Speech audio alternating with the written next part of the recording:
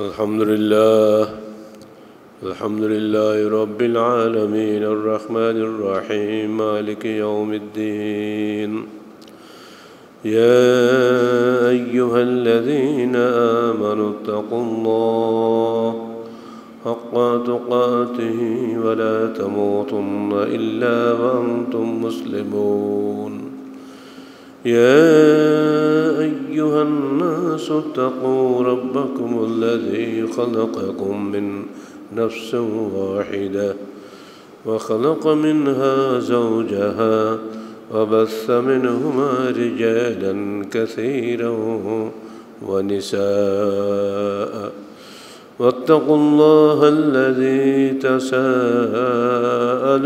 به والأرحام إن الله كان عليكم رقيبا يا أيها الذين آمنوا اتقوا الله وقولوا قولا سديدا يصلح لكم أعمالكم ويغفر لكم ذنوبكم ومن يطع الله ورسوله فقد فاز فوزا عظيما أما بعد فقد قال الله تعالى في الكلام المجيد فأعوذ بالله السميع العليم من الشيطان الرجيم بسم الله الرحمن الرحيم ولا تحسبن الذين يبخلون بما آتاهم الله من مال ولا تحسبن الذين يبخلون بما آتاهم الله من فضة وهو خير لهم بل هو شر لهم سيطوقون بما بخلوا به يوم القيامة ولله ميراث السماوات والأرض والله بما تعملون خبير সূরা আলে ইমরান 130 আয়াত। যাবতীয় হামদ ও সানা আল্লাহ রাব্বুল আলামিনের জন্য এবং যাবতীয় দরুদ ও সালাত শেষ নবী মুহাম্মদ রাসূলুল্লাহ সাল্লাল্লাহু আলাইহি ওয়াসাল্লামের জন্য। মানুষের জীবনের অর্থনৈতিক বিষয়টি অনুরূপ, যেমন তার জীবনে রক্ত চলাচলের বিষয়টি। দেহে রক্ত চলাচল বন্ধ হয়ে গেলে যেমন দেহ অচল হয়ে যায়, সমাজ দেহে অর্থের প্রবাহ বিনষ্ট হয়ে গেলে বা বাধাগ্রস্ত হলে বা একবারেই স্টপ হয়ে গেলে সমাজ দেহ বিকল হয়ে যায়। সমাজ দেহে অর্থনৈতিক চলাচলের জন্য ইসলাম যে চিরন্তন ব্যবস্থা দিয়েছে তার সবচাইতে গুরুত্বপূর্ণ হলো যাকাত বিধান। বছরে সঞ্চিত সম্পদের 40 ভাগের 1 ভাগ আল্লাহর পথে দান করাটা ফরজ। এছাড়াও সারা বছর নফল সাদাকার বিধান রয়েছে। আর নফল সাদাকার বিষয়টিকে অত্যন্ত গুরুত্ব দিয়েছেন আল্লাহ পাক, কারণ ফরজ সাদাকা মানুষ একবারই দেয়, নফল সাদাকা তাকে বারবার দিতে হয়। যেমন ফরজ সিয়াম সম্পর্কে বলা হয়েছে, মান সামা রমাদান ঈমানান ওয়া ইহতিসাবান গুফিরা লাহু মা তাকাদ্দামা মিন যামবি। যে ব্যক্তি আল্লাহর পথে ঈমানের সাথে পুরস্কার লাভের দৃঢ় আকাঙ্ক্ষা নিয়ে সিয়াম পালন করে, তার বিগত সমস্ত গুনাহ মাফ করে দেওয়া হয়। ঠিক অমনি করে নফল সাদাকা সম্পর্কে বলা হয়েছে, আর সাদাকাতু ইউতফি হাররাল কুবুর। সাদাকা কবরের উত্তাপ নিভিয়ে দেয়। সাদাকা কবরের উত্তাপ নিভিয়ে দেয়। সাদাকা কবরের উত্তাপ নিভিয়ে দিলে আত্মার কিছু দরকার নেই, অর্থাৎ কবরের আযাব শেষ হয়ে যায় সাদাকা যদি কেউ দেয়। এটা নফল সাদকার বিষয়। এটা যদি ফরজ সাদকার বিষয় হয় তাহলে আলহামদুলিল্লাহ তার কোনো চিন্তারই কারণ নাই। বাংলাদেশের এই ট্র্যাডিশন হয়ে গেছে রমজান মাসে যাকাত দেওয়া, এজন্য বাধ্যে এই সময়তেই বলতে হয়। অনেকেই বছর হিসাব করেন রমজান টু রমজান, যদিও এর কোনো হাদিস নেই, কোনো দলিল নেই, এটা কোনো রীতিনীতিও নয়, শরীয়তের বিধানও নয়। বিধান হলো এটাই, আপনি যখন থেকে মাল সঞ্চয় করবেন, ধরুন আপনি ব্যাংকে টাকা রাখছেন, হিসাব করে নেন, তখন থেকে আপনি 1 বছর গণনা করে যদি সঞ্চিত থাকে, যতটা থাকবে ততটাই আপনি হিসাব করে শতকরা 2.5 টাকা হারে জাকাত দেবেন। আপনি যদি ইচ্ছা করে দেরি করে রমজান মাসে দেবো নাকি বেশি পাবো বলে, এটা ভুল হবে। বরং রমজান ক্রস করে গেলেও সমস্যা নাই, আপনি জাকাতের ফরজিয়ত আদায় করবেন হাওলানে হাওল হওয়ার পরে, বছর শেষে, বরং আগেও দেওয়া যায়। হযরত আব্বাস ইবনে আব্দুল মুত্তালিব আল্লাহ রসুলের কাছে অনুমতি চেয়েছিলেন, আমার তো বছর পড়তে কয়েকদিন বাকি আছে, আমি কি 2 দিন আগে দিয়ে দিতে পারি? তাহলে হ্যাঁ দাও। তবুও বলতে হচ্ছে রমজান মাসের জন্য, যেহেতু আপনারা সবাই রমজান মাসে জাকাত দিয়ে থাকেন, আর সেটা অধিকাংশ মানুষ 20 রমজানের আগেই আদায় করেন।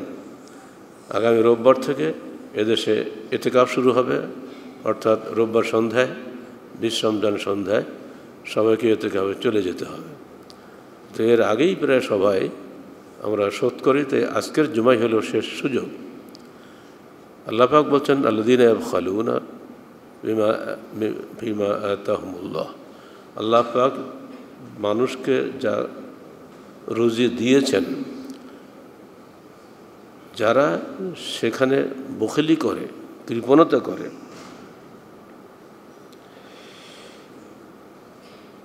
তাদের অবস্থা কি হবে এই বিষয়টা আল্লাহ বলছেন। তারা অত ভেবে রেখেছে আমরা যত বখিলি করব ততই আমাদের কল্যাণ হবে। আল্লাহ বলছেন বাল্লুহা শাররুল্লাহ, বরং এই সঞ্চিত ধন তাদের জন্য ক্ষতিকর হবে।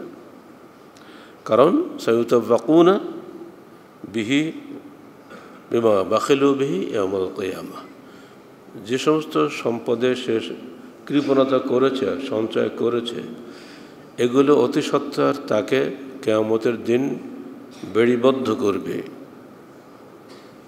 এখানে সত্তর বলা হয়েছে, কারণ কিয়ামত খুব দ্রুত, যখনই মানুষ মরে যায় তখনই তার কিয়ামত শুরু হয়ে যায়, শুরু হবে তার কবর থেকেই আযাব শুরু হয়ে যাবে। সেজন্য এখানে সত্তর বলা হয়েছে, ইন্নাহুম ইয়ারাউনাহু বাঈদা ওয়া নারাহু করিবা। আল্লাহ বলছে মানুষ মনে করে কিয়ামত অনেক দেরিতেই, আর আমরা ওটাকে খুব নিকটে মনে করি। ব্যাখ্যা কিন্তু এটাই, যে কোনো মুহূর্তে আপনার নিঃশ্বাস বন্ধ হয়ে গেলে বাস কিয়ামতের প্রাথমিক আলামত শুরু হয়ে গেল। কবরেই আপনি বুঝতে পারবেন কিয়ামতের আলামত। যদি কেউ জাহান্নামী হয় কবরেই তার শাস্তি শুরু হয়ে যাবে, যদি কেউ জান্নাতি হয় কবরেই সে শান্তি শুরু হয়ে যাবে। অতএব বিষয়টা ভেবে দেখা কর্তব্য। আল্লাহ বলছেন সায়ুতাওয়াকুনা বিহি বিমা বাখিলু বিহি ইয়াউমাল কিয়ামাহ, যে মালে সে বখিলি করেছিল অর্থাৎ জাকাত দেয়নি, সেই মাল অতি সত্বর বেড়ি আকারে তাকে বেষ্টন করবে কিয়ামতের দিন। ওয়ালিল্লাহি মিরাসুস সামাওয়াতি ওয়াল আরদ, আসমান ও জমিনের সমস্ত উত্তরাধিকার কেবল আল্লাহর। অন্য আয়াতে এসেছে ওয়ালিল্লাহি খাজাইনুস সামাওয়াতি ওয়াল আরদ, আসমান ও জমিনের সমস্ত ধনভাণ্ডার আল্লাহর হাতে। বান্দার কিছু ক্ষমতা নেই যে আমি ইচ্ছা করে বড়লোক হবো, ইচ্ছা করে গরিব হবো, এটা কোনো বান্দার ক্ষমতা নেই। নাহনু কাসামনা মাঈশাতাহুম, আমরাই বান্দার রুজি বন্টন করে থাকি, বান্দার নিজের কোনো ক্ষমতা নেই বন্টন করার। অদৃশ্যভাবে প্রত্যেক মানুষের রুজি আল্লাহ সুনির্ধারিত করে দিয়েছেন মায়ের গর্ভে জন্মের 120 দিনের মাথায়, যেটা আমরা জানি না, কিন্তু ওটাই বাস্তব। আমরা হাজারো চেষ্টা করেও একজন লোক ধনী হতেই চলেছে, আর একজন এমএ পাস পিএইচডি করেও টাকা পয়সার খবর নাই। এ সব কিছুই আল্লাহর হাতে, এটা বিশ্বাস নিয়ে আপনাকে দুনিয়া বসবাস করতে হবে। এটাই আল্লাহ বলে দিয়েছেন ওয়ালিল্লাহি মিরাসুস সামাওয়াতি ওয়াল আরদ, আসমান ও জমিনের মিরাস আল্লাহর হাতে। আল্লাহু বিমা তা'মালুনা খাবীর, আর তোমরা যে কী কাজ করো, ভালো করো না মন্দ করো, সব কিছু আল্লাহ খবর রাখেন। অতএব বান্দা সাবধান। এখানে যেই জাকাতের বিষয়টি এসে গেছে, জাকাতের ফরজিয়ত তো শুরু থেকেই আছে, কিন্তু জাকাতের নিসাব নির্ধারিত হয়েছে হিজরতের পরে মদিনায় গিয়ে। যেটা আমরা শতকরা 2.5 টাকা বলি, এটা ফরজ জাকাত। এছাড়া নফল জাকাতের কোনো নিসাব নাই, যে যা পারেন তত দিবেন। ইহুদি নাসারাদের আলেম সমাজ, ধর্মনেতারা ব্যাপক হারে ধর্মের নামে মুরিদদের কাছ থেকে অর্থ শোষণ করে খেত। একটা নিয়ম ছিল, তাদের ইনকামের শিকি ধর্মনেতারা নিত। প্রখ্যাত দানবীর হাতেম তাইয়ের ছেলে আদি ইবনে হাতেম যখন এলেন ইসলাম কবুল করার জন্য মদিনায়, তখন আল্লাহ রসুল তাকে বিষয়টা জিজ্ঞেস করেছিলেন, কি গো, তোমরা কি তোমাদের ভক্তদের কাছ থেকে শিকি নিজেরা ভোগ করো না? তাহলে হ্যাঁ, এটা করি। কেন করো? জবাব নাই।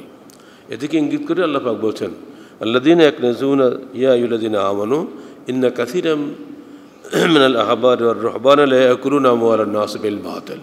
হে বিশ্বাসীগণ, হে ইমানদারগণ, তোমরা শুনে রাখো, ইহুদি নাসারাদের অধিকাংশ আহবার ও রহবান ও পাদ্রীরা লা ইয়াকুলুনা আমওয়ালান নাস বিল বাতিল, তারা জনগণের মাল ভক্ষণ করে অন্যায় পন্থায়।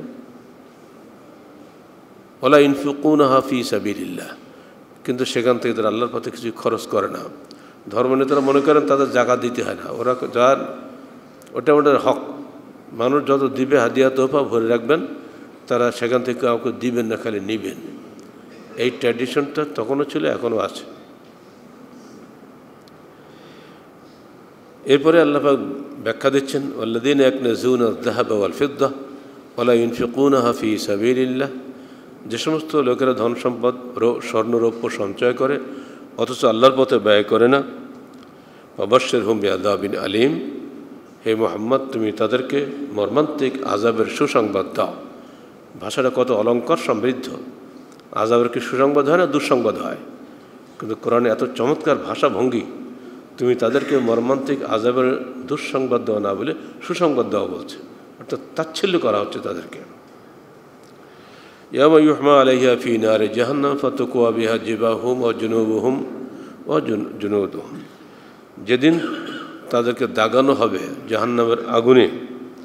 অতঃপর ফাতুকওয়া বিহা জিবাহুম ওয়া জুনুবুহুম ওয়া যুহুরুহুম, তাদের চোয়ালের দুপাশ, দুই পাশাড় এবং পিঠ সেই আগুন দিয়ে যখন দাগানো হবে এবং বলা হবে, হাযা মা কানাজতুম লিআনফুসিকুম, এটা হলো সেই সম্পদ যা তোমরা সঞ্চয় করেছিলে নিজেদের জন্য। ফাযুকু মা কুনতুম তাকনিজুন, আজকে তোমাদের সঞ্চিত সম্পদের স্বাদ আস্বাদন করো। সূরা তওবা 34-35 আয়াত। এবার আসেন হাদিসে আল্লাহ রাসূল কী বলছেন আমরা দেখি। আন ইবনে আব্বাস আন্না রাসূলুল্লাহ সাল্লাল্লাহু আলাইহি ওয়াসাল্লাম বাআসা মুআযান ইলা ইয়ামান। ইবনে আব্বাস বলছেন, আল্লাহ রসুল মুআয বিন জাবালকে ইয়ামনে পাঠালেন প্রাদেশিক গভর্নর হিসাবে, এবং নিজে তার সঙ্গে কিছু পথ হেঁটে গেলেন। খারাজা মাআহু রাসূলুল্লাহ ওয়া ইউসিহি ওয়া মুআয রাকিবুন ওয়া রাসূলুল্লাহ ইয়ামশি তাহতা রাহিলাতিহি, এটাও পর্যন্ত হাদিসে এসছে। মুআয তার শিষ্য, তিনি বসে আছেন উটের পিঠে আর পাশ দিয়ে হেঁটে চলেছেন তার উস্তাদ শেষ নবী মুহাম্মদ রাসূলুল্লাহ সাল্লাল্লাহু আলাইহি ওয়াসাল্লাম। ইয়ামশি ফি রাহিলাতিহি তাহতা রাহিলাতিহি, ভাষাটা কেমন, মানে উট তো অনেক উঁচা, তার নিজ দিয়ে হেঁটে চলেছেন। ফাকালা ইন্নাকা তাতি কওমান আহলাল কিতাব, হে মুআয, তুমি যাচ্ছ ইহুদি নাসারাদের কাছে। ফাদউহুম ইলা শাহাদাতিন লা ইলাহা ইল্লাল্লাহ ওয়া আন্না মুহাম্মাদুর রাসূলুল্লাহ, তুমি তাদেরকে প্রথম দাওয়াত দিবে কালেমা শাহাদাতের দিকে, আল্লাহ ব্যতীত কোনো উপাস্য নেই, মুহাম্মদ আল্লাহর বান্দা ও তার রসুল, এর উপরে। কারণ আহলে কিতাবরা তো শেষ নবীকে মানে না, ওরা মূসা ঈসাকে মানে। ফাইনহুম আতাউ যালিক, যদি তারা এটা মেনে নেয়, ফাআলিমুহুম আন্নাল্লাহ ক্বাদ ফারাদা আলাইহিম সাদাকা, তখন তুমি তাদেরকে জানিয়ে দাও যে আল্লাহ পাক তোমাদের উপরে সাদাকা ফরজ করেছেন। তুখাযু মিন আগনিয়াহিম ওয়া তুরাদ্দু আলা ফুকারাহিম, তাদের ধনীদের কাছ থেকে এটা নেওয়া হবে এবং ফকিরদের মধ্যে এটা বিতরণ করা হবে। এখানে এই ধনীরা ঋণগ্রস্ত ছিল কেউ ছিল না এটা কিন্তু বলা হয়নি। যার ধন সম্পদ আছে সে দিবে। প্রথম কথা কালেমা শাহাদাত, এর পরপরই এসে গেছে যাকাত। বিষয়টা খুবই কঠিন। অর্থাৎ কোরআনে একইভাবে আসছে, যেখানে আকিমুসসালাহ দেখবেন তার পরপরই ওয়াতুজ যাকাহ। কোরআনে প্রায় 32 জায়গায় এরকম এসেছে, যেখানে সালাতের কথা এসেছে সেখানে যাকাতের কথাও এসেছে। হাদিসেও ঠিক তাই। তো তাদেরকে কালেমা শাহাদাতের দাওয়াত দাও, অথবা আলেম হুম, ওদেরকে জানিয়ে দাও তাদেরকে অবশ্যই যাকাত দিতে হবে, সাদাকা দিতে হবে। এই সাদাকা হচ্ছে সাদাকাতুল মাল, দ্যাট ইজ যাকাত যাকে আমরা বলি। অত্তাকে দাওয়াতুল মাজলুম, যাকাত আদায়ের সময় যেন কারো জুলুম করো না। কারাইম আমওয়ালহিম, তাদের উৎকৃষ্ট মালগুলো তুমি এড়িয়ে যাও। উৎকৃষ্ট মাল এর প্রতি প্রত্যেকটা মানুষের একটু আগ্রহ বেশি থাকে, তার চাইতে একটু নিম্ন শ্রেণীর মাল তুমি নিয়ে নেবে, তাদেরও জুলুম করো না। অত্তাকে দাওয়াতুল মাজলুম, মজলুমদের দোয়া থেকে তুমি বেঁচে থাকো। ফাইন্নাহু লাইসা বাইনাহা ওয়া বাইনাল্লাহি হিজাব, কারণ মজলুমের দোয়া আর আল্লাহর মধ্যে কোনো পর্দা থাকে না। অতএব যারা জালেম শ্রেণী, সাবধান। হাদিসটা মনে রাখবেন। আন আবি হুরায়রাতা ক্বালা ক্বালা রাসূলুল্লাহ সাল্লাল্লাহু আলাইহি ওয়াসাল্লাম মা মিন সাহিবি যাহাবিন ওয়ালা ফিদ্দাতিন ওয়ালা ইউদ্দি মিনহা হাক্কাহা ইল্লা ইযা কানা ইয়াউমুল কিয়ামাহ সুফিহাত লাহু সাফাইহা মিনান নার। আবু হুরায়রা রাদিয়াল্লাহু আনহু বর্ণিত, রাসূলুল্লাহ সাল্লাল্লাহু আলাইহি ওয়াসাল্লাম ইরশাদ করেন, তোমাদের মধ্যে যারা স্বর্ণরূপের মালিক অথচ তার যাকাত দেয়নি, কিয়ামতের দিন এগুলো তার জন্য 2 চোয়াল বেষ্টন করবে, তাকে পেঁচিয়ে ধরবে। ওয়াহমিয়া আলাইহা ফি নারি জাহান্নাম, সমস্ত মালগুলো আগুনের পুড়িয়ে একেবারে গালিয়ে ফেলে দেওয়া হবে, ঠিক যেভাবে কামারের হাপড়ের লোহা পুড়িয়ে আগুন বানিয়ে ফেলে দেয়। ফায়ুকা বেহা জম্বাহু, তার পাশাড়, তার 2 চোয়াল, তার পিঠ সব জায়গাতে দাগানো হবে। কুল্মা রুদ্দাত, যখন চামড়াগুলো পুড়ে একবার শেষ হয়ে যাবে, ও ঈদাত লাহু ফি ইয়ামিন, আবার নতুন চামড়া তৈরি করা হবে। এমন একটা দিনের কথা বলছি তোমাদেরকে, যে দিনটা তোমাদের দুনিয়াবী দিনের তুলনায় 50 আলফ সানা, 50,000 বছরের সমান। একদিন যদি আমাদেরকে সেখানে এইভাবে যাকাত না দেওয়ার কারণে দাগানো হয়, আমাদের বুকে, পিঠে, পাশাড়ে, সর্বত্র চোয়ালে, তাহলে আমাদের অবস্থাটা কেমন হবে? 50,000 বছর। বিষয়টা ভেবে দেখা কর্তব্য। কঠিন অবস্থা হবে সেদিন। এসব কিন্তু বুখারী মুসলিমের হাদিস। হাত্তা ইয়াকদা বাইনাল ইবাদ, এইভাবে আল্লাহ পাক বান্দাদের মধ্যে বিচার কার্য সম্পন্ন করবেন। ইউরা সাবিলহু ইম্মা ফিল জান্নাহ ইম্মা ফিন নার, অতঃপর কেউ জান্নাতি হবে, কেউ জাহান্নামী হবে। অর্থাৎ কিয়ামতের দিন বিচার করতে যে হাজার হাজার কোটি মানুষের যে সময়টা লাগবে, তার পরিমাণ হবে 50,000 বছর দুনিয়ার হিসাবে। আর সারাটা দিন এইভাবে ভোগান্তির মধ্যে আমাদের থাকতে হবে। চামড়া পড়বে, আবার নতুন করে হবে, আবার পড়বে, আবার নতুন করে হবে, কিন্তু আমরা কেউ মরবো না। লা ইয়ামুতু ফিহা ওয়ালা ইয়াহইয়া, ওই দিন কেউ মরবেও না, কেউ বেঁচেও থাকবে না। মরে গেলে তো কোনো সাড়া পাবে না, অনুভূতি থাকবে না। এর জন্য তাকে মেরে ফেলা হবে না, যাতে সে অনুভূতি পায়। যাকাত না দেওয়ার শাস্তির স্বাদ আস্বাদন যাতে করতে পারে, এই জন্যই এটা করা হবে। অতএব যারা যাকাত দিচ্ছেন না, অত বখিলি করছেন, বিষয়টি ভেবে দেখবেন। যত আপনার টিভি আজকাল হয়েছে না, বেসরকারি টিভি, অনলাইন টিভি, কত হয়েছে, অধিকাংশ চ্যানেলে ফতোয়া দেওয়া হচ্ছে যে মেয়েদের গহনার যাকাত দিতে হয় না। এটা ব্যবহৃত চেয়ার টেবিল যেমন, ব্যবহৃত স্বর্ণ ঠিক তেমন। এইভাবে কিয়াসি ফতোয়া দিয়ে হাজার হাজার মহিলাকে জাহান্নামে পাঠানোর ব্যবস্থা করা হচ্ছে। আন জানাব ইমরাতা আব্দুল্লাহ قالت خطبنا رسول الله صلى الله عليه وسلم يا معشر النساء تصدقنا ولو من حليتكن فإنكن أكثر أهل جهنم يوم القيامة رواه الترمذي। হযরত জায়নব বলছেন যে রাসূলুল্লাহ সাল্লাল্লাহু আলাইহি সাল্লাম আমাদেরকে খুতবা দিলেন। সেখানে বললেন, ইয়া মাশারান নিসা, হে মহিলা সমাজ, তোমরা সাদাকা দাও, এমনকি তোমাদের ব্যবহৃত গহনার, কারণ জাহান্নামের অধিকাংশ অধিবাসী হবে মহিলা সমাজ। তিরমিজি শরীফের হাদিস। وعن عمرو بن شعيب عن أبيه عن جده قال إن امرأتين أتتا رسول الله صلى الله عليه وسلم وفي أيديهما سواران من ذهب فقال رسول الله صلى الله عليه وسلم أتحبان أن يصبركما أن بسوارين من نار। হে দুজন মহিলা, তোমরা কি মনে করো, তোমরা কি এটা ভালোবাসো যে তোমাদের হাতে দুটি জাহান্নামের আগুনের কঙ্কন পরানো হোক? রাওয়াহুন নাসাঈ। এ বিষয়ে মিশকাতের 1808, 9, 10 পরপর 3টি হাদিসে এসেছে সহিহ। একটা মওকুফ হাদিস রয়েছে জাবির বিন আব্দুল্লাহ থেকে, যেখানে বলা হয়েছে লা যাকাতা ফিল হুলা, গহনার কোনো জাকাত নাই। এটা জাবেরের নিজস্ব বক্তব্য, এটা রসুলের হাদিস নয়। আর নিজস্ব বক্তব্য সম্পর্কে শেখ আলবানী বলছেন, ইন্নাহু বাতিলুন লা আসলা লাহু, এটাও একটা বাতিল বর্ণনা, এর কোনো ভিত্তি নাই। সিলসিলা জয়ীফা 4906 নম্বর হাদিস দেখে নেবেন। এই বাতিল একটা কথার উপরে ভিত্তি করেই লক্ষ লক্ষ মা বোনকে গহনার জাকাত থেকে বঞ্চিত রাখা হচ্ছে, অথচ সহিহ হাদিস তার বিপরীত। আমাদের কর্তব্য হবে সহিহ হাদিসের উপরে আমল করা।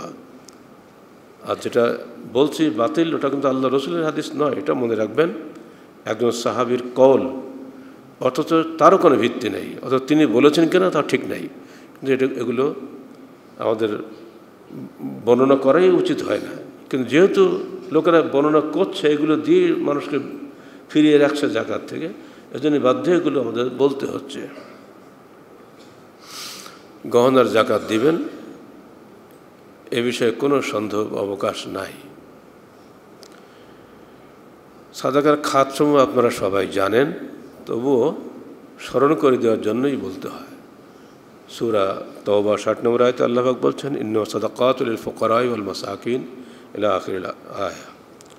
সাদাকার দানের খাত 8টি: ফকির, মিসকিন, আমেলিন অর্থাৎ সরকারি রাজস্ব কর্মকর্তা যারা থাকেন, মুআল্লাফাত কুলুব ইসলামের দিকে আকৃষ্ট ব্যক্তি,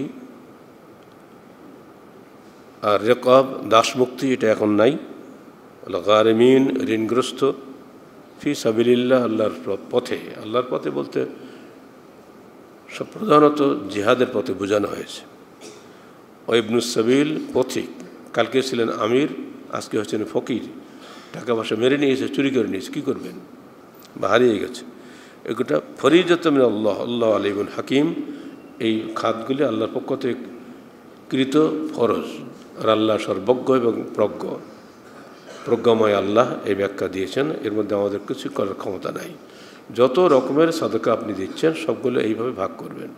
হিসাবে দেখা যাবে যে প্রায় 4 প্রকারই পাওয়া যায় বাংলাদেশে: ফকির, মিসকিন, আর আপনার ঋণগ্রস্ত, আর আল্লাহর রাস্তায় দেওয়া। এর সঙ্গে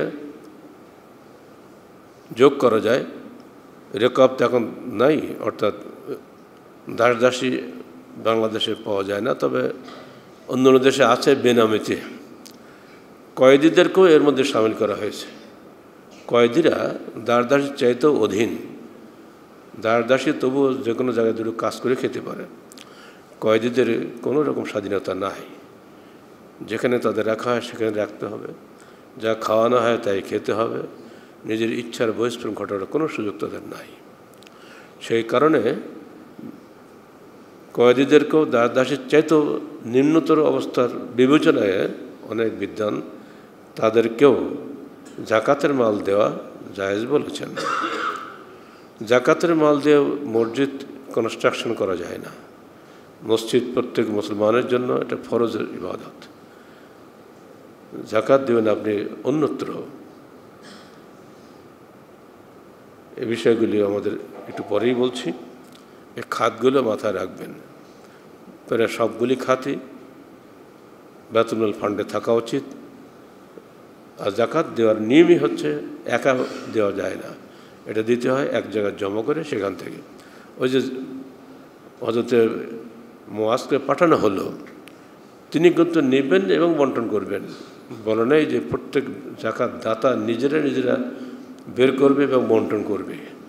অতএব আমাদের দায়িত্ব হবে এগুলো জমা করে সুষ্ঠুভাবে বন্টন করা, যাতে জাকাত দাতা রিয়া এবং সুমআ, লোক দেখানো এবং শোনানো, এর পাপ থেকে মুক্ত থাকতে পারেন। সর্বোপরি এর মাধ্যমে বাছাই করে সমাজের দারিদ্র্য বিমোচন করার সুযোগ ঘটে। নইলে যারা চাইতে পারে তারাই পায়, যারা চাইতে পারে না তারা পায় না। এটা অত্যন্ত খারাপ জিনিস। আর এই কারণেই বাংলাদেশে কেউ দিন দিন আঙুল ফুলে কলা গাছ হচ্ছে, কেউ না খেয়েই মরছে। অতি সম্প্রতি একটা রিপোর্ট এসছে, পত্রিকা দেখছেন বোধহয় এক সপ্তাহ আগে। একজন বয়স্ক মানুষ এক দোকানে গিয়ে দুধের প্যাকেট চুরি করে নিয়ে বেরিয়ে যাচ্ছিল, গার্ড তাকে ধরে ফেলেছে। পাশে হঠাৎ করে ওই সময় ওই এলাকার এসপি এসেছিলেন। এসপিকে সামনে পেয়ে গার্ড তাকে এসপির হাতে সমর্পণ করলো যে স্যার, এই লোকটি দোকান থেকে দুধের প্যাকেট চুরি করেছে, প্যাকেট তার হাতেই ধরা অবস্থাতেই আছে। এসপি সাহেব তাদের তাকিয়ে মায়া হইল, বলে কি বাবা, আপনি এই বয়সে দুধ চুরি করলেন কেন? এসপি সাহেবের নরম কথা শুনে লোকটা ভেবে ভেবে করে কেঁদে ফেলেছে। বলে বাবাজি, আজ 3 মাস চাকরি নাই, সব কিছু বেচা কেনা শেষ, দুধের বাচ্চা কাঁদতেছে, কান্নার বরদাস্ত করতে পারি নাই, তো কোনো পথ না পেয়ে চুরি করেছি, তুমি যা খুশি আমাকে শাস্তি দাও। এসপি সাহেব দয়া পরবশ হয়ে জিজ্ঞেস করলো এই দুধের দাম কত? বলে 380 টাকা। উনি 500 টাকার নোট বের করে দিলেন, 380 টাকা মূল্য পরিশোধ করলেন, বাকি 120 টাকা ওই ব্যক্তির হাতে দিয়ে বললেন বাবা তুমি যাও, চুরি করো না। বলব এই দৃশ্য বাংলাদেশের। অথচ আর এক দল লোক কীভাবে বড় হচ্ছে আপনারা সবই জানেন। 2017 সালে পৃথিবীর মধ্যে বাংলাদেশ অতি দ্রুত ধনী হওয়ার দিক দিয়ে 1 নম্বরে চলে গেছে। আমেরিকা, রাশিয়া, জাপান, চীন সব কিছুকে ডিঙিয়ে বাংলাদেশ ফার্স্ট স্ট্যান্ড করেছে অতি দ্রুত ধনী হওয়ার দিক দিয়ে। অথচ এদেশের একদল মানুষের অবস্থা এই, যা একটু আগে বললাম। এই সাথে নিজের সন্তান বিক্রির ইতিহাসটা আপনারা শুনেছেনই। এটা কেন? যদি জাকাত দাতারা জাকাতগুলি একত্রিত করে চমৎকারভাবে বিতরণ করতেন, নিজ হাতে বিতরণ না করে একটা কমিটির মাধ্যমে বিতরণ করতেন নিরপেক্ষভাবে, তাহলে ওই এলাকায় বসবাসকারী সমাজের সবাই কিন্তু হকদাররা পেয়ে যেত। এখন তার হকদার বাছাই করা হয় না, যে যেতে পারে সে পায়। এই বিষয়গুলি ভেবে দেখবেন। ইসলামের অর্থনৈতিক বিষয়টি হচ্ছে দারিদ্র্য বিমোচনের স্থায়ী কর্মসূচি, সেখানে অস্থায়ী বলে কোনো কিছু নাই। আর জাকাত ফান্ড সারা বছর রাখতে হয়। আর এই কারণে এখন অধিকাংশ ইসলামী সংস্থা বাইতুল মাল ফান্ডে জাকাত রাখেন, সারা বছর সেখান থেকে বিতরণ করেন। যখন যেখানে যে এলাকায় অভাবের কথা তারা শোনেন, সেখানে তারা পাঠিয়ে থাকেন, যেমনটি আমরা আমাদের সংগঠনের পক্ষ থেকে করে থাকি। এমনকি দূরে এসে কক্সবাজারে বিদেশ থেকে বিতাড়িত রোহিঙ্গা ভাই বোনেরা, সেখানেও আমাদের নিয়মিত দান চলছে। এই রমজান মাসেও সেখানে এসে আমরা সেখানে যা করার আমাদের সাধ্য কোলাচ্ছে নিয়মিত দিয়ে যাচ্ছি। ভাবছেন খালি খানা পিনা না, তাদের শিক্ষার প্রয়োজন আছে। সেখানে শিক্ষক রাখতে হচ্ছে, বেতন দিতে হচ্ছে, তাদের মসজিদ করে দিতে হয়েছে, তাদের জন্য মাদ্রাসা করে দিতে হয়েছে। সবগুলো খরচ আমরা এখান থেকে পাঠিয়ে থাকি। আপনাদেরই দেওয়া বাইতুল মাল ফান্ডের টাকা, এটা কিন্তু আপনারা কেউ জানেন না। এমনি করে বাংলাদেশের যে কোনো প্রান্তে যখনই কোনো সমস্যা আসে তখনই আমরা সেখানে পাঠিয়ে থাকি। মৌলভীবাজারে আপনার কখনো যান নাই, অথচ আমাদেরই এক ভাই হঠাৎ করে অল্প বয়সে 50 বছর বয়স হয়নি, কঠিন অবস্থায় তিনি ঢাকায় এসেছেন। সেখানকার এক ভাই ফোনে জানালো যে স্যার আমাদের এই ভাইটা কিচ্ছু নাই, অন্যের বাড়িতে সে থাকে, নিজের একখানা মাথা গোছার ঠাঁইও নাই, তার চিকিৎসা খরচ কীভাবে আমরা যোগান দিব। মৌলভীবাজার মনে রাখবেন, সেই এলাকায় কিন্তু কোনো আহলে হাদিস নাই, মাত্র 2-4 ঘরের লোক হবে। এইখান থেকে তার চিকিৎসা খরচ পাঠানো হয়েছে, ঢাকা জেলার সংগঠনের ভাইরা তাকে দেখাশোনা করেছে, এখান থেকে লোক পাঠিয়ে তাকে হাসপাতাল নিয়ে যাওয়া হয়েছে, সাধ্যমতো ট্রিটমেন্টও খরচ করতে বহন করতে হয়েছে। যদি বেতনওয়াল ফান্ডের টাকা না থাকতো আমরা কোত্থেকে দিতাম বলেন? সেজন্য সবচেয়ে উত্তম রাস্তা কিন্তু এটা, বেতনওয়াল ফান্ডের টাকা জমা করে দিলে, যার টাকা আমরা দিয়েছি তিনিও জানেন না যেটা আমরা দিয়েছি, আমরা হয়তো বললাম বলে আপনি টের পেলেন, আপনি জানতে পারতেন না আপনার এই 10টি টাকা কোথায় কোথায় কাকা যে কল্যাণ করছে আপনি আমি জানি না, কিন্তু আল্লাহ তো সব খবর রাখেন যে এই টাকাটা কোত্থেকে আসছে, কারা দিয়েছে। সেখানে কিন্তু আপনার আমলনামায় নেকি লেখা হচ্ছে যা আপনিও জানেন না, আমিও জানি না। সব কিছু কিয়ামতের দিন লা ইউগাদিরু সাগীরাতান ওয়ালা কাবীরাতান ইল্লা আহসাহা, ছোট এবং বড় কোনো ধরনের নেকি আল্লাহ পাক সবই গণনা করে রাখবেন। সেদিন সবই আমাদের সামনে কম্পিউটারের পর্দায় ঝকঝক করে ভাসবে, আমার ভাস্বর হয়ে উঠবে, উদ্ভাসিত হবে। দেখব যে অমুক দিন টাকা দিয়েছিলাম, আমার তো মনে নাই, কিন্তু আল্লাহর হিসাবে ঠিকই আছে। এটাই হলো বায়তুল মালের স্থায়ী দারিদ্র্য বিমোচন কর্মসূচি। ইসলামী সমাজে কেউ কখনোই অতি দরিদ্র হয় না, কেউ কখনো অতি ধনী হয় না। এটা ক্যাপিটালিস্টিক সমাজে, পুঁজিবাদী সমাজে সম্ভব। দুর্ভাগ্য এই দেশে মুসলমানের সংখ্যা অনেক বেশি, ইসলামী নীতি মেনে চলার সংখ্যা অনেক কম। আমাদের কর্তব্য হবে এগুলো বজায় রাখা। এখন পর্যন্ত আহলে হাদিস সমাজগুলোতে গ্রাম অঞ্চলে শুধুমাত্র ফিতরা জমা করা হয়, কোরবানি জমা করা হয়, কিন্তু ওসর জমা করা হয় না, জাকাত জমা করা হয় না, যার ফলে দারিদ্র্য বিমোচনের যে কল্যাণ সেটা তারা লাভ করতে পারে না। চেষ্টা করুন সবাই মিলে এটা করার জন্য। ফিতরা জমা দিতে হয়, এই বিষয়টা আপনারা জানেন, ঈদের 2-3 দিন আগে সাহাবায়ে কেরাম 2 দিন আগে জমা দিতেন। এখানে অতি আগ্রহী হয়ে বেশি আগে দিবেন না, কারণ ফিতরা জমা দিতে হবে তার জন্য যিনি সিয়াম রাখেন অথবা যিনি বেঁচে আছেন। আপনার পরিবারে যদি ঈদের আগের দিন একটা সন্তান জন্মগ্রহণ করে, তার জন্য আপনাকে ফিতরা দিতে হয়। ঈদের রাত্রে ফিতরা দেওয়ার আগে যদি একজন মৃত্যুবরণ করেন, তার জন্য কিন্তু ফিতরা দিতে হবে না। সেজন্য 1 মাস আগেই যদি আপনি ফিতরা জমা দেন বা 15-20 দিন আগেই ফিতরা জমা দেন, এটা সুন্নত বিরোধী আমল হবে। শেষকালে নেকির কাজ করতে গিয়ে আপনি গুনাহের মধ্যে ভাগীদার হয়ে যাবেন।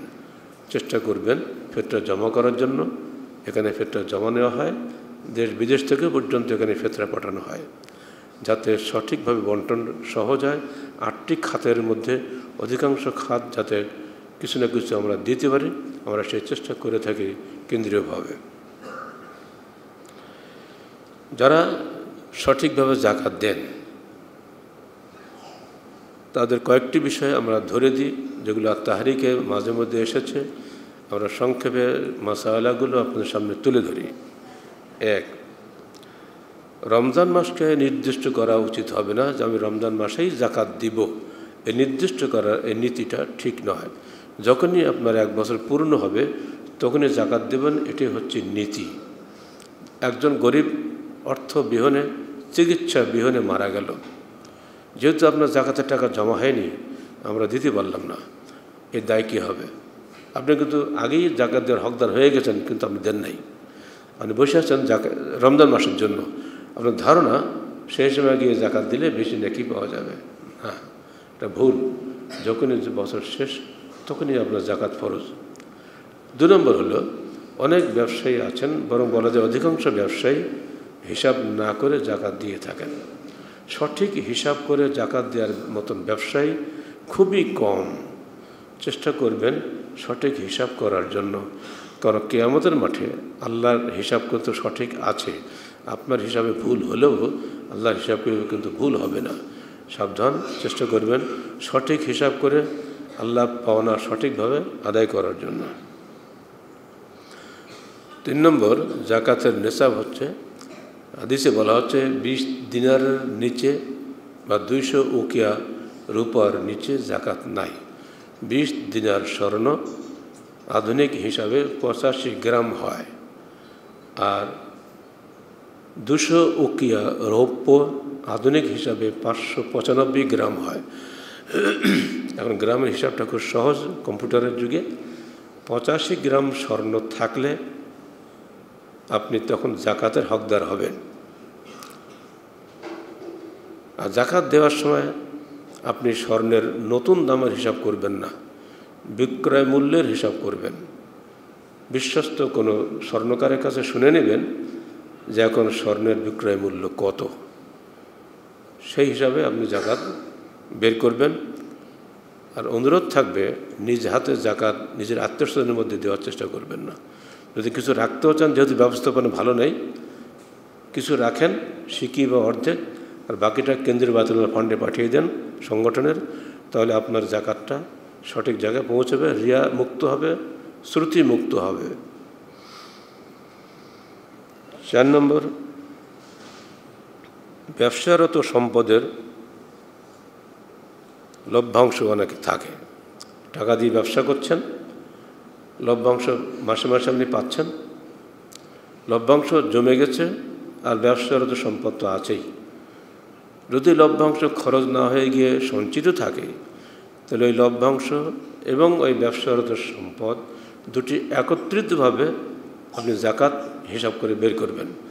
আর যদি লভ্যাংশটা পুরো খরচ হয়ে গিয়ে থাকে, ওটা বাদ দিয়ে স্রেফ ব্যবসারত সম্পদটাই হিসাব করে জাকাত দিবেন।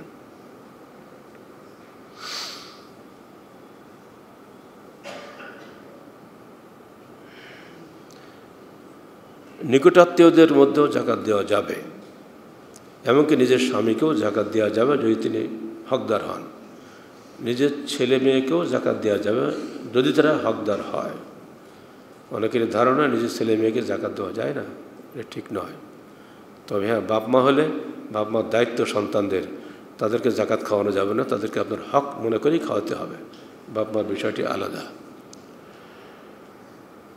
এর নেকি হচ্ছে এই, একটা হলো জাকাত দেওয়ার, সাদাকা দেওয়ার নেকি, আরেকটা হলো নিজের নিকটাত্মীয়কে দেওয়ার নেকি। আমরা অনেক সময় ধারণা করি নিকটাত্মীয়রা জাকাত পাবে না, বাইরের গরিব মিসকিনকে দিতে হবে না। বাইরের ফকির মিসকিনের দিকে তাকানোর আগে তাকিয়ে দেখুন আপনার নিজস্ব নিকটাত্মীয়, একেবারে অতি নিকটেও যারা আছে, তারা হকদার কিনা। তারা কিন্তু মিসকিন, চাইতেও পারে না, সইতেও পারে না, তার নিজের অবস্থা যে কী তারা বলতে পারে না। আপনাকে বুঝে নিতে হবে যে আমার এই মিসকিন ভাইটি বা বোনটি কত কষ্টের মধ্যে আছে, চিকিৎসার অভাবে, টাকার অভাবে চিকিৎসা করতে পারছে না, ইত্যাদি অনেক কিছু সমস্যা থাকে গোপনে, যেগুলো আত্মীয়রাই খালি জানে, অন্যরা জানে না। আপনি সেখানে দানটা আগে করুন, তাহলে আপনি দ্বিগুণ নেকি পাবেন। ঋণগ্রস্ত ভাই যারা আছেন, আগে ঋণ পরিশোধ করবেন। এ বিষয়ে হাদিসে স্পষ্টভাবে বলা হয়েছে, তুমি জাকাত দেওয়ার আগে ঋণ পরিশোধ করো। এরপরও যদি আপনি ব্যর্থ হন, তাহলে ঋণে নিয়োজিত টাকা পয়সা এবং নিজের সঞ্চিত ধন সব মিলে তার উপরে জাকাত দিতে হবে। বর্তমানে যারা ব্যাংকের সঙ্গে ঋণ নিয়ে ব্যবসা করেন, তাদের অধিকাংশই ঋণগ্রস্ত। আর ঋণ আছে মনে করে তারা জাকাত দেন না, এটা ভুল চিন্তাধারা। ওই ঋণ সারা জীবন থাকে, ব্যবসায়ীদের ঋণ জীবনে শোধ হয় না। বরং পারলে তারা সরকারের কাছ থেকে ঋণ খেলাপি করে মঞ্জুর করে নেয়, অথবা দেউলিয়া দেখিয়ে নিজেকে খালাস করে নেয়। অন্যের টাকায় ব্যবসা করে অবশেষে ঋণ খেলাপি হয়ে ঋণমুক্ত হওয়া, এটা কোনো ভালো কথা নয়। তাদের এই ঋণ সহই তাদেরকে জাকাত দিতে হবে। যারা সত্যিকারের ঋণগ্রস্ত, তারা যেন দ্রুত ঋণ পরিশোধ করেন, কারণ ঋণ রেখে মৃত্যুবরণ করলে জানাজা হয় না। আল্লাহ রসুল তাদের জানাজা পড়েন নাই। এমনকি জানাজা পড়তে দাঁড়িয়েও জিজ্ঞেস করছে, দেখো তো এই লোকটা কোনো ঋণ আছে কিনা। বলা হলো 2 দিরহাম ঋণ আছে। আল্লাহ রসুল বললেন যে না, ওই ঋণ পরিশোধ না করা পর্যন্ত আমি জানাজা পড়ব না। হয়তো আলী বললেন, হে আল্লাহ রসুল, ও ঋণের দায়িত্ব আমি নিচ্ছি। এবারে তিনি জানাজা শুরু করলেন। অর্থাৎ ঋণ রেখে যেন কেউ আমরা না মরি, সে বিষয়ে দৃঢ় প্রতিজ্ঞ হন। যাকাত দাতা হওয়ার আগে ঋণ পরিশোধকারী হওয়া ভালো। এজন্য আল্লাহ রাসূল বলছেন, তুমি আগে ঋণ পরিশোধ করো, তারপরে দেখো যদি তোমার মাল সঞ্চিত থাকে সেখান থেকে তুমি যাকাত দাও। কিন্তু ঋণ যদি প্রবহমান থাকে, ঋণ চলতেই থাকে, একটা ঋণ নিলাম শোধ করলাম আবার ঋণ নিলাম, এই যে করতেই থাকেন আপনি, এটা এক ধরনের চাটুকারিতা, হিলা বাহানা, অথবা প্রয়োজনের স্বার্থে আপনি করেন, ওই ঋণের টাকা সহ আপনাকে যাকাত দিতে হয়।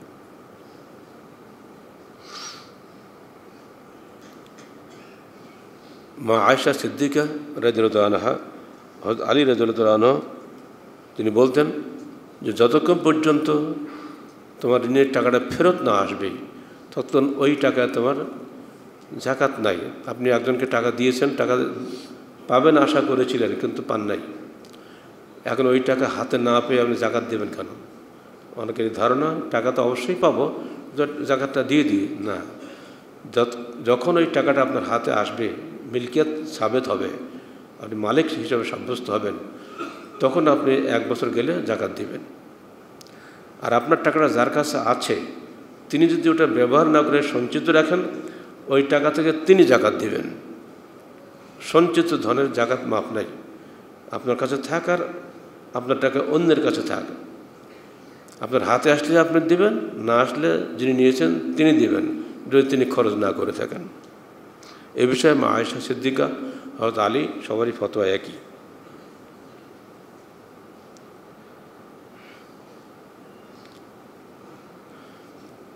অনেকেরই ধারণা টাকা পয়সা বহু হয়েছে, যাকাতে বহু টাকা দিচ্ছি, খোঁজ নিয়ে দেখবেন তো যিনি যাকাত দিচ্ছেন তিনি হালাল মাল থেকে যাকাত দিচ্ছেন, হারাম মাল থেকে যাকাত দিচ্ছেন।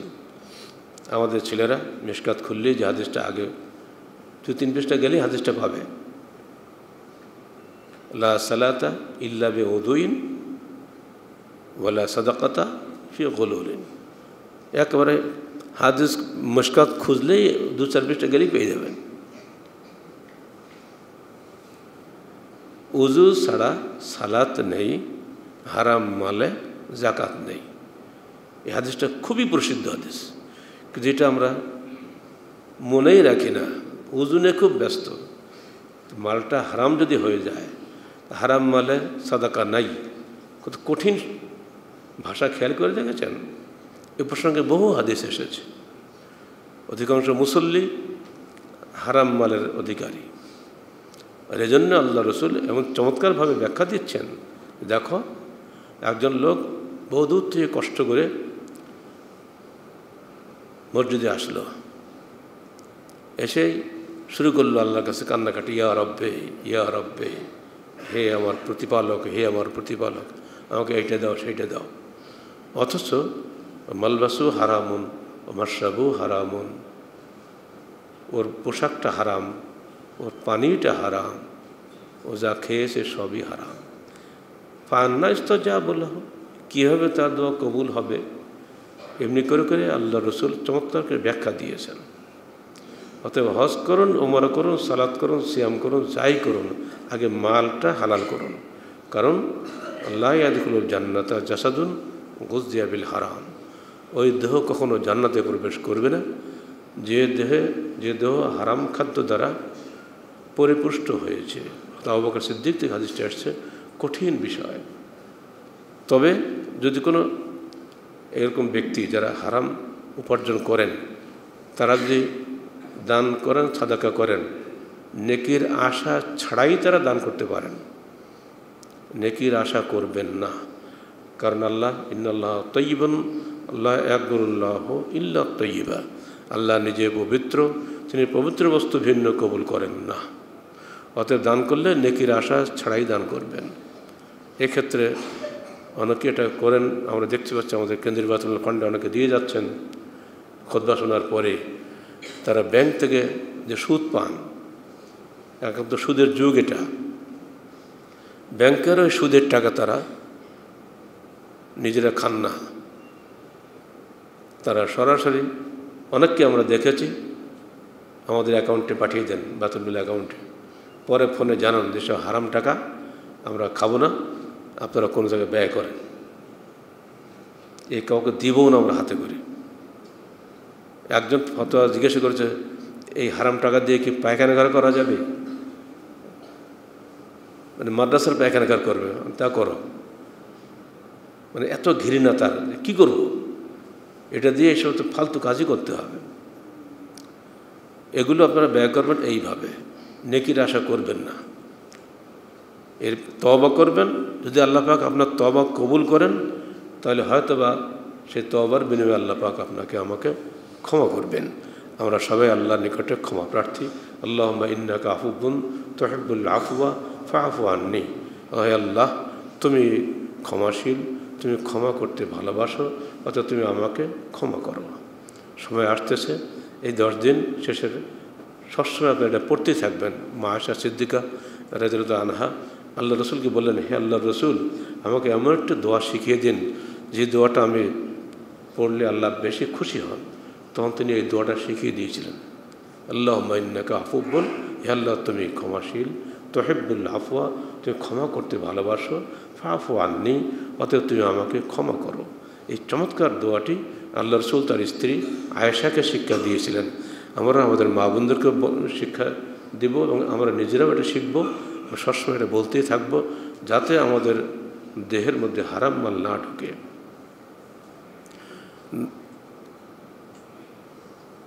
এরপরে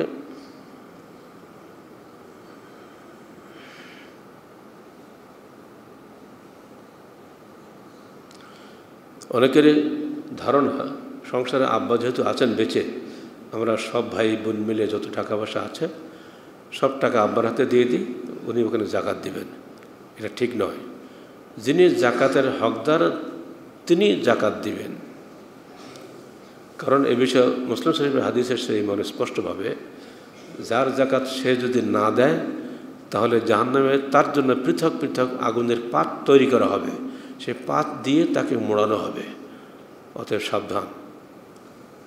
হতে পারে আমরা পারস্পরিক সম্পর্কযুক্ত, কিন্তু মাল যদি আমরা পৃথক পৃথক ইনকাম করি এবং তা যদি জাকাতের মতন হয়ে যায়, তখন আপনারা পৃথক পৃথক জাকাত দিবেন, সমস্যা নাই।